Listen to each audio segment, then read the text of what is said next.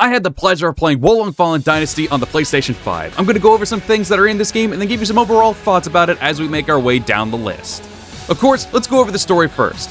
Wolong takes place in the Three Kingdoms era of China, covering from the Yeltsin Rebellion all the way to Guandu, which kinda caught me off guard because we still have a long way to go if this story continues through DLC or even a sequel. The change to this story is that there is a man known as the Taoist in Black who is causing chaos across the land by using an elixir to turn people and other things into demons. It is not 100% accurate, obviously, to its historical counterpart, but the twists of this story are honestly really cool and a breath of fresh air from, say, someone who plays Dynasty Warriors a lot and sees the same story constantly. I like it. You, the protagonist, must hunt down this Taoist while also taking part in the battles that take place during this time period. Now again, I won't be going too in-depth with it because I don't want to spoil anything in case people are just looking to see if this is a game that they would like. But if you want my personal opinion, I've been thoroughly enjoying the story for what it is, good twists too that make it even more interesting. Now that we talked about the story a bit, let's go to my selling point of the game. The character creator. If you play Nioh, you know how the character creator is.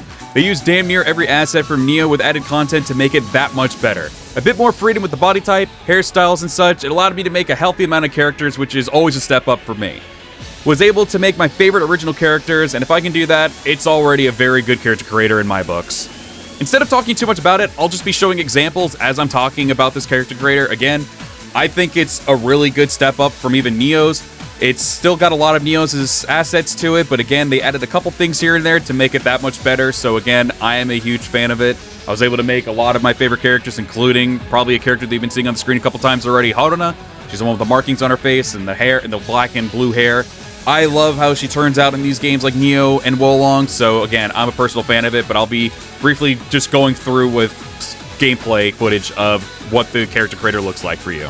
But now that we are done with that, let's go over the game itself. For what I've been told and seen firsthand, this game is an easier hybrid of Dark Souls and Sekiro. Yes, easier, to me at least. I am what you call a casual gamer of these games, and if someone like me says it's easier, then yes, take my word for it. But it still does offer fun and challenging fights within this game. The combat is nothing like Nioh's, which is the other game Koei Tecmo made for a Dark Souls-esque theme. There are no crazy combos to learn from this game, just hitting one attack button, in this case square for me, and an occasional triangle every now and then to get some good damage in. There is one more thing that is different from games like Dark Souls and even Nioh. That is the spirit gauge. The bar under your health is actually your soul's equivalent of stamina. It does not drain, however, with basic attacks and sprinting, but with pretty much everything else. Strong attacks, martial arts, blocking. But the thing that is different here is that you can use the old reliable, which is pretty much a necessity in this game, deflecting and parrying. Deflecting at the right time will let you not only recover your spirit bar, but have it move over to the right side of the gauge, which will allow you to use your triangle strong attack to deliver a much more heavier blow. This will also allow you to use wizardry spells, which we will be getting into in just a moment. The game does offer a nice array of weapons, from different sword types, spear types, heavy weapons, you get the idea. Each type of weapon offers a different moveset to enjoy along with martial arts moves that are basically your special attacks in this game. Personally, I enjoy the approach of this, giving different weapon types with different moves and specials while not making it complex like Koei Tecmo's counterpart Nioh. There is also the addition of ranged weapons as well, like bows, crossbows, and all that other stuff too to get the advantage on people from a distance. Now for the level up system. Honestly, not too much to go on with this one. It's super simplistic and easy to understand. There are 5 stats that you can level up. Doing these will, of course, you guessed it, increase your base stats and help you with the spirit gauge and stealth. I'll be showing them on the screen so you can see for yourself. That is not all these do, however. They do also allow you to use our next topic, wizardry spells. As you level up, you'll be able to use more spells that you unlock. You can use up to 4 at a time. These are able to be used based on your spirit gauge and your morale rank. Again, pretty self-explanatory here too. They offer things like fire, ice, lightning, poison, stone, as well as buffs for you and your party, as well as debuffs for your enemy. That's pretty much it. It's pretty simplistic. Depending on the weapon combination, though, I will say this can make a really big difference for you on the battlefield. For me, I use one of the bow staffs and use a fire or poison element, and it can drain their health like crazy. It is very broken when you're able to imbue your weapons with magic. Highly recommend it. Now, before we get into the battlefields, there is one last thing we need to go over, which is part of your equipment. It is the Dragon Pots, which is the Dark Souls equivalent of the Estus Flask. It will recover your health. Pretty simple. It can be upgraded by finding items within the battlefields. It'll increase the amount you can carry, as well as how much better they heal you.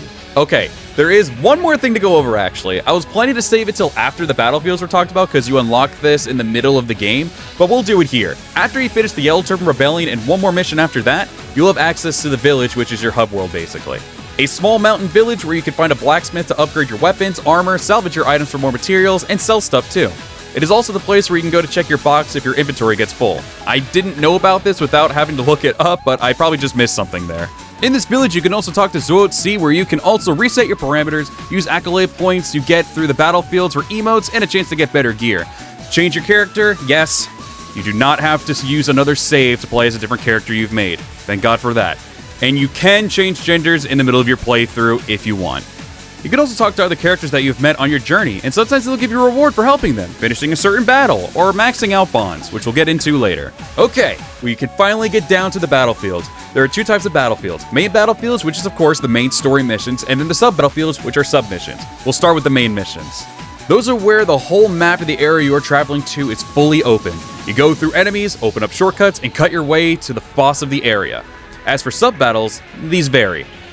You will from time to time go through the same map, but it won't be as opened up to fight a specific officer, which is basically the equivalent of Dark Souls' Otherworldly Invaders, go straight into a boss fight, or even have duels with characters from the game. Another thing to bring up is your Fortitude and Morale rank. That is the level right above your health bar. Both you, your allies, and the enemies all have one. The higher your morale is, the better you'll either evenly match that enemy or even overwhelm them. This can be said, however, for your enemies too, so be careful. If you die, you go back to your base stat, in this case, your Fortitude. You can increase it, however, and here is how. The thing these two battlefields share is our next thing. Flags, basically your bonfires. They will raise your base morale, or in this case, your Fortitude, and allow you to heal. There are two types, however, in this game. The bigger flags are called battle flags, while the smaller ones are called marking flags. The battle flags are your bonfires. They will allow you to replenish your dragon pots, level up, change to a preset of equipment, learn and change your widgetry spells, buy and sell supplies, travel, start an online match, invade other people, request an NPC ally to join you, and get deliveries when you either have DLC or get gifts from your allies when you max out their bonds. The marking flags are strictly there to increase your Fortitude and heal you, but it's only a one-time use and that's it. That's all there is about those. Since we're on the topic of flags and their options, let's go over having allies online and offline. We'll start with offline first.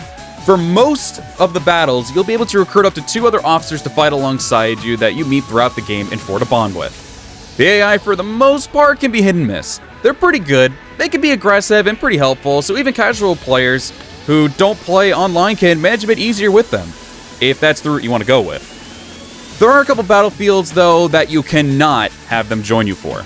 Those are the battles where you duel other characters from the series.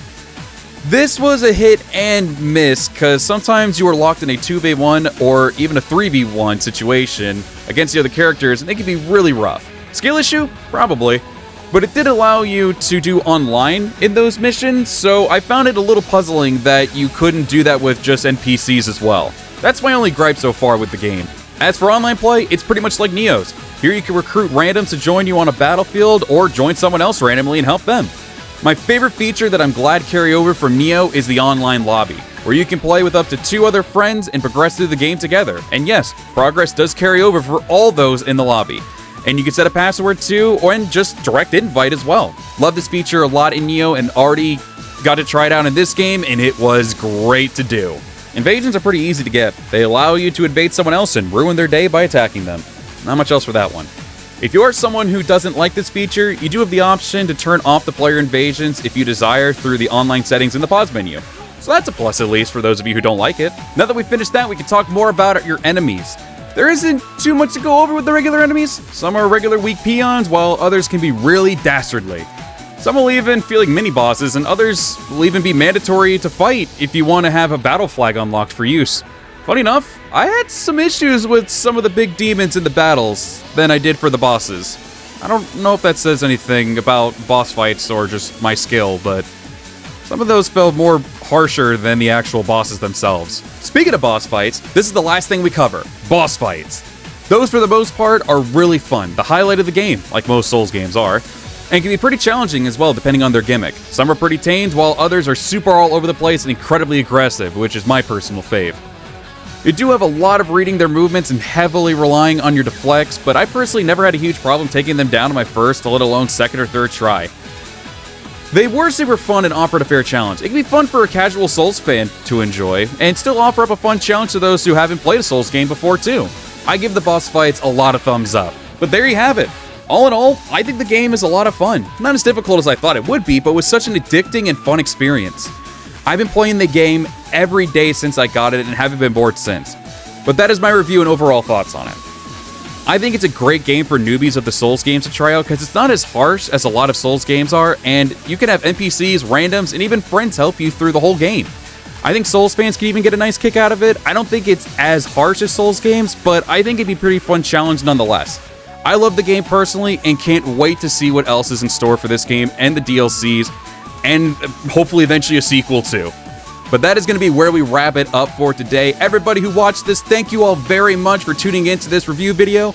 I don't do too many of these, but honestly, this one was really fun to do because this game I honestly feel pretty passionate about. It was a lot of fun. I've been addicted to it. I got the game a week early, so I've been playing it ever since, and I've been having such a blast with it. I've been taking my time with it to just enjoy taking the sights, the soundtrack, the gameplay, everything. I've been having such a blast with it, and I'm really happy that I got the chance to get it early so I can review this. So thank you, Koei Tecmo, very much for that.